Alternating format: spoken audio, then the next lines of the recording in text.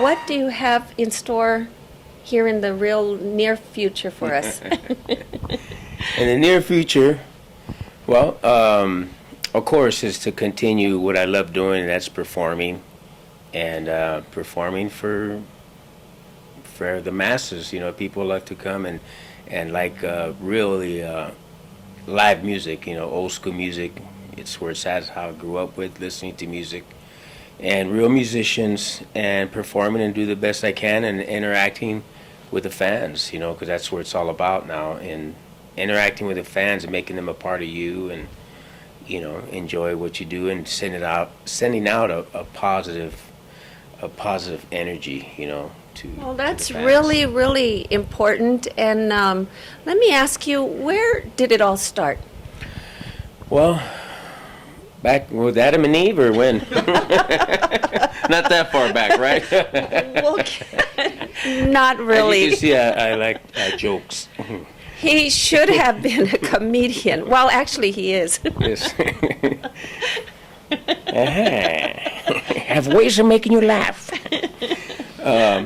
No, it started back in back in the '60s. You know, growing up, and my dad had a like a conjunto band. You know, he's just a weekend warrior and stuff. You know, with my Nino, and they had a little band going on. They were working the weekends. He had a little drum set up there, and you know, started really young. One time my uncle came over, and he's very talented, super talented. He had a band with Carlos Santana back in Tijuana. This is back in the '60s, man, the early '60s, and so super talented. And he would come over, and he just got on the drums and started doing these rolls, and going like, I was like 8 years old, and I says, wow, I want to do that. So that's what inspired me too, and having a drum set there, and then that's what just caught on. He would take me to rehearsals. He had his local bands with his guys in California, and just going there and just started really getting the bug. It just hit me, man. It's like, wow, I like this, you know. And my dad worked in construction, and I was 11 years old. So when he had he couldn't, you know, getting home tired and stuff like that, and so I was already able to keep a beat. So they would, hey, you want to come and play? You know, 11 years old, and I was making $5 an hour, man. I was going like, wow, this is pretty good. I get paid for this, and you know, everybody could look at that little kid behind the drums. You know, it's like. But it was fun. It was fun growing up and learning from elderly people. You know, I would say to myself, what makes these people, why are they having such a good time, you know? Mm-hmm. Because we play in backyard parties, and it was nothing real spectacular, but that was the family thing.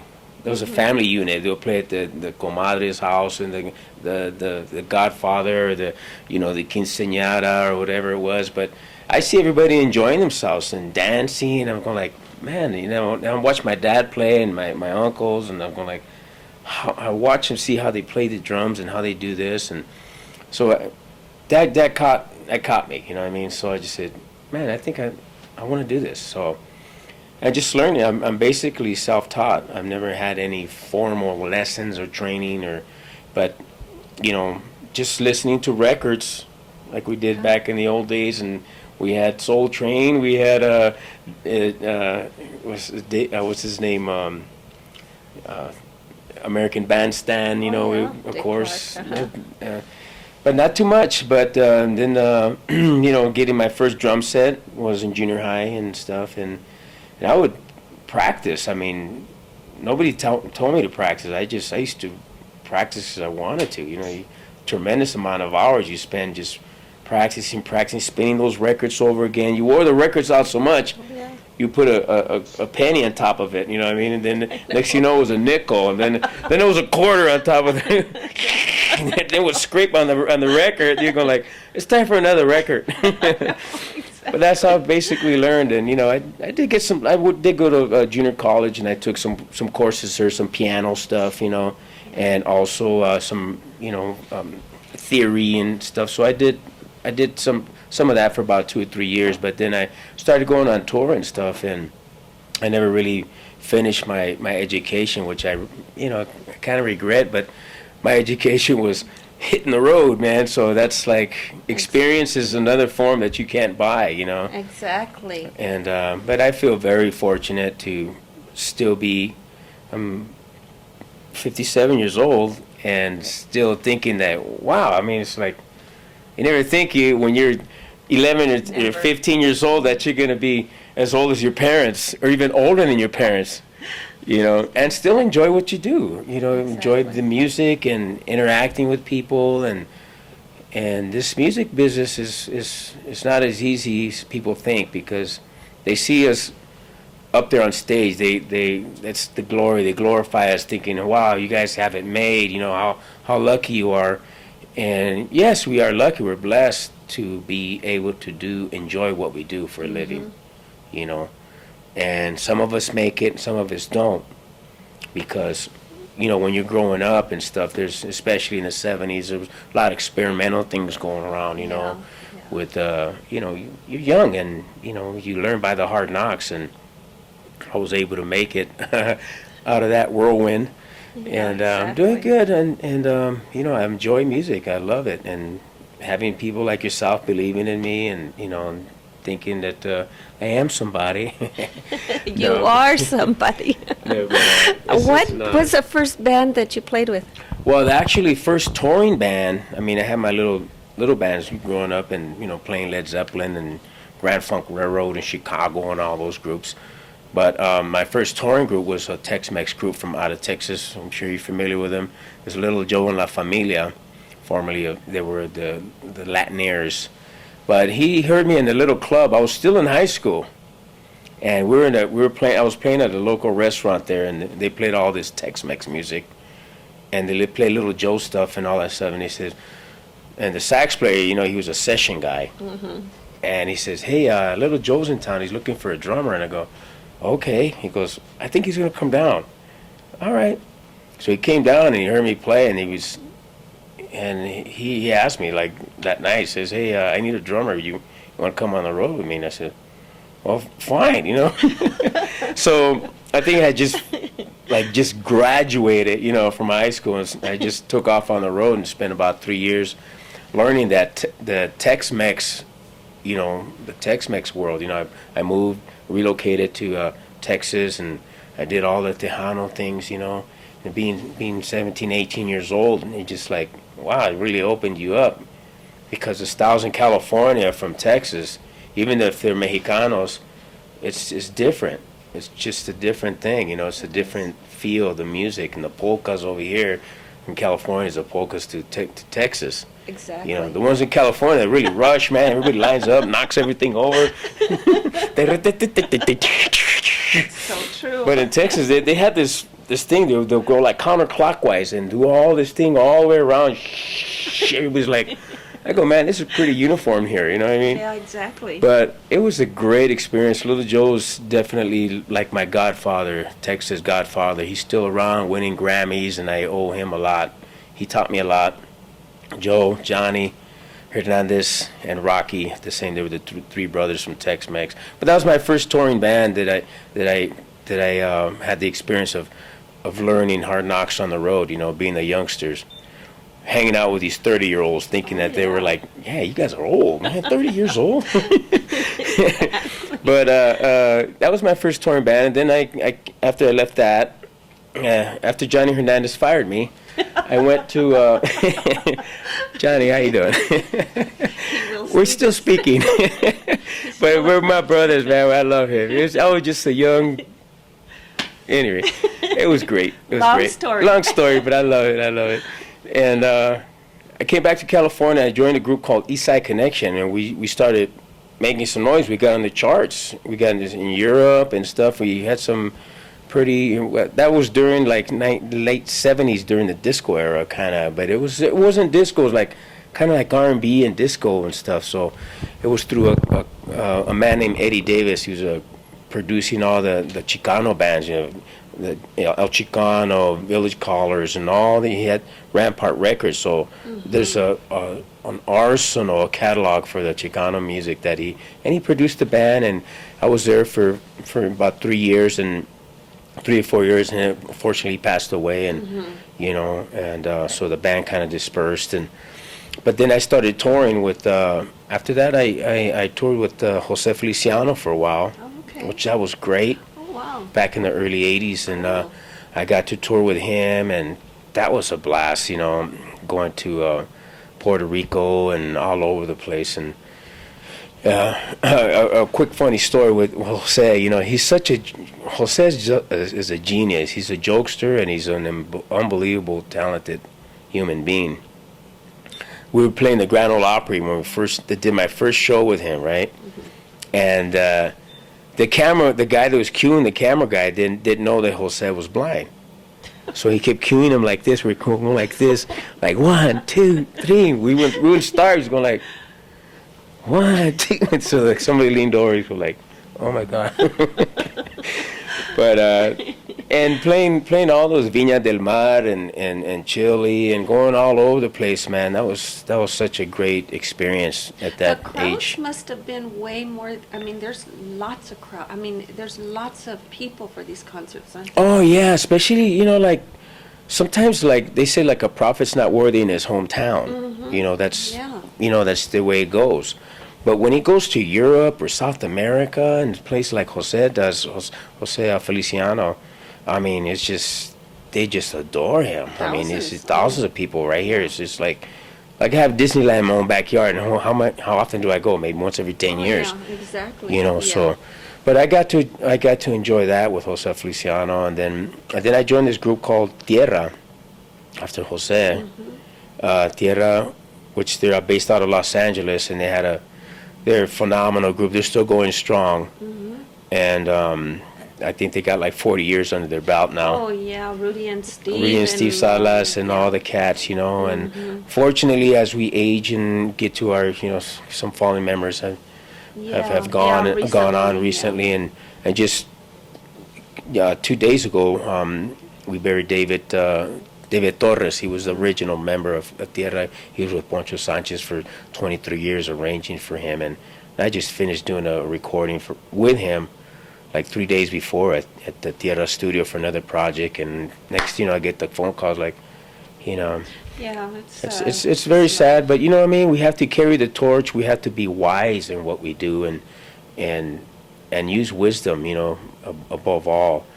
And but coming back to Tierra, yeah, I was in that band for 5 years, and when I was in that group too, we went to Japan. We did all kinds of stuff. It was great. I loved touring with that band and working with them. And I still work with them occasionally. They call me up. As a matter of fact, he called me to this weekend, but something happened to the drummer or something, and he couldn't do it. But yeah, I still do shows with them and percussion and drums, and I'll do shows with Malo. They'll call me up to sub in for them. So the Chicano movement, man, it's just like it's like a family, you know what I mean? Because it's all different. When you say Latin music, there's so much genres of Latin music. You got your Colombianos, you got your Cubanos, you got your salsa, your merengues, your Ecuadorians, you got your Salvadorians. Everybody's got their different little, elements of music. The And style. the styles are so broad, but being a part of the Chicano movement back then, being a part of El Chicano and working with the Midnighters too. I got to work with Willie G and stuff, and Malo and being part of Tierra, and so it's just an honor. It's just overwhelming, It's wonderful. There's so many things going on in Sylmar, California, and a lot of great artists, musicians, celebrities. Tell us about the latest award that you just received. Well, I live in San Fernando Valley. I don't know if you know where that's. People who don't know where it's at. San Fernando Valley, in a little small town, San Fernando and Pacoima. Pacoima is on the map. First of all, from Richie Valens. You know who he is, of course. Legendary, unbelievable talent. He died at 17 years old, with 3 hits under his belt. But he went to Pacoima. He was from Pacoima, and he went to the same high school I did, San Fernando High School. Same high school, along with George Lopez, Charles White, Heisman Trophy winner, USC, Anthony Davis, Benny Urquidez, world kickboxing champion, they're all from that little camp, and Bobby Chacon, another 3-time world champion from the 70s, But there's a lot of talent that came from that little town, that's on the map, and I feel honored that they just recently also asked me if I want to be on this mural in the city hall in Pacoima. I go, me? Yeah, okay, I guess. Is it okay we put your face up there? And I says, yeah, you got a wall big enough for my nose up there? Geez. No, but it was, they said, yeah, we got a special wall for you over there. No, but it was such an honor to be. They asked me like 5 years ago, right? And I'm going like, okay, people always say they're going to do stuff and blah, blah, and then it happens. And all of a sudden somebody's saying, hey, they got a mural. They're going to have a grand opening. I go, oh, they finally came through. They were serious. So it was, it was nice. It was nice. And you're kind of like, you're up there with these other people. And I'm like, wow, it's good to feel that you're being acknowledged and appreciated while you're still alive, So like, hey, when you give a flower, don't give me flowers, I'm dead. Give them to me now, you know what I mean? What good are they then? But that was nice, getting that and being like the Grand Marshal for the Pacoima Parade every year. They'll have the parade, and they invite as many as celebrities and talent from around San Fernando and Pacoima. That is so incredible. It's nice. That is It's really wonderful. Cool. It's really cool. And also last year with Willie G from the Midnighters, original Willie G, God bless him, man, I love him. And he's doing his own projects, but him and I were awarded the Hometown Hero Awards with the Richie Valens. It was a golden album with the Richie Valens plaque, and it was really nice. It was at the 4th of July right there in my own backyard at Pacoima. And it was great. My band played and the Midnighters played, and we're going to do that again this 4th of July. Well, we're going to keep that all, up there on Facebook. We're going to let everyone know about all the events that you're involved in. Tell us what's going on with WAR. What's going on with WAR? Coming back to the Tierra days, I'll explain how I got into the band. We used to do shows with WAR, Tierra, and all the bands, right, and do all these concerts and stuff. And Papa D, the original conguero, passed away back in 87 or something like that. He had a brain aneurysm on stage. Oh my God. And a couple years went by, and they didn't have a percussionist. I guess they were maybe trying out different people and stuff.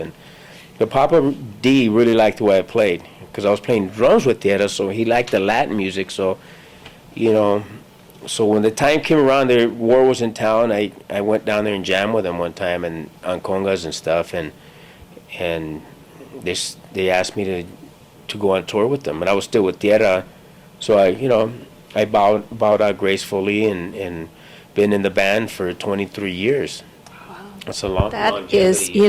That is quite It's a amazing. blessing, That is incredible. It's not easy, but I'm still here, you know what I mean? But throughout that too, I picked up some tours too, like with the Duke Ellington Orchestra. I got to tour with them. I went all over the world with them, the Carnegie Hall, and all over Japan, South America, all over Europe, and played for some kings and queens and I don't know who else, but it was a great experience with the Duke Ellington Orchestra. I was playing percussion and also some drums, not much, but I got to play a few songs on drums and bounce back and forth. But I did that, and also I toured with Tom Jones for a while. Oh, really? I did a lot of Vegas, and but I toured all over the world with him too, and that was phenomenal. That was great, and great experience. So through all that, with WAR and doing all these little things, I've been able to stay busy and focus and focus on what I got to do. But through all that, Valentina, I think that staying focused and learning from our hard knocks, as some musicians do, we have to make sure that we focus in on family life and not get that out of context, you know what I mean? Because it's so easy to slip out and Oh, yeah. and derail, you know. We need more mentors in this world. We don't need people to talk about who we want to be, or, you know, just like my wife tells me about integrity, you know, doing the right thing even though when nobody's looking. She's taught me that, you know. Mm-hmm. And I always carry that on no matter where I go. Doesn't matter if nobody's looking, just do the right thing, you know. Exactly. And give. You got to give to people and show the young generation, you know. Give them advice and live by example. Exactly. Now, if you had a full room, a convention of young people here, what would you like to share with them that, you know, if they want to get into the music business, what would you tell them? What are the keys to be successful in what they're doing? The keys is you have to, you know, educate yourself. Education is so important because, and, you know, like some of the old school people learn the hard way. I wish I would have finished my college degree, get that under my belt, excuse me. But, you know, it's never too late.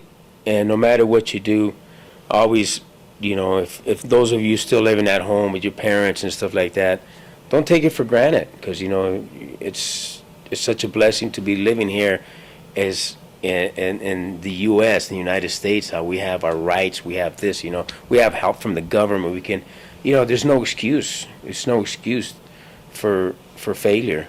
Exactly. You know, there is no excuse. Just do the right thing, respect your parents, and, you know, don't do any drugs. Don't get into that stuff because it's all going to go downhill. Might seem fun for a little while. Your friends are doing it and all that stuff, but, you know, in the long run, it's a dead end. So education, respect your parents, keep your focus on the higher power, whatever that might be for you, but it all balances out because that's the only way for me I've been able to maintain what I do. That is so awesome. Where can we find you? Where can people find you? Well, I mean, I know the War has a website, but what I'm doing is also working on my own material. It's been in the works for quite a few years now with a array of great musicians, you know. It's amazing how it's turning out, and I will be having my own website, but I do have Facebook. You know, you can catch me on there, Sal the Drummer, and also War has a website too. They can find out the schedule for War. We got a lot of stuff coming up with Cheech and Chong. We got an Up in Smoke tour with Cheech and Chong, if you know what I'm talking about. So remember, if you go to the concert, don't inhale. I went one time and I didn't inhale. I was still there. No, but with Cheech and Chong, we got a bunch of shows coming up with them, and Tower of Power, and, you know, we got this unbelievable talent coming up. And you look it through that, thewar.com, the website, and you can find us in there, and my schedule on that too with the War. And I'll be coming out with some stuff too, and I got some comedy things that I'm doing with my friend Gilbert Esquivel, so I'm starting to dabble into that, you know, which I love comedy. I think laughter is a great medicine, you know. It's a great healing medicine. So, and you can catch me there too, the war.com, or just Sal the Drummer on Facebook, and, you know, and be looking out for my material because it is going to come out this year. I have to get it out because it's been in the works for so long. Exactly. So, yeah. We are so honored to have Sal Rodriquez here with us. The amazing, incredible, dynamic Sal Rodriquez. Thank you. God bless you. God bless you. Thank you. Thank you so much.